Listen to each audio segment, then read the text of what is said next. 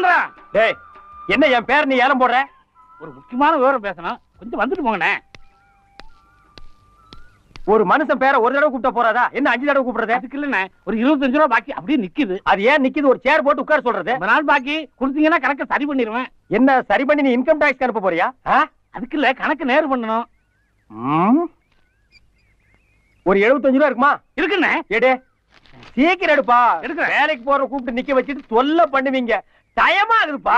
இருக்குண்ணே. போச்சுரா. ஐயே, இதுதான் நமக்கு ஆவாதுங்கிறது. அட என்னப்பா நீ எங்கெங்க போறீங்க? சீக்கிரம்.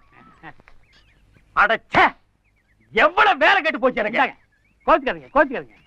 75 ரூபா கரெக்டா இருக்கா? இருக்கு. இந்தா 25 ரூபா.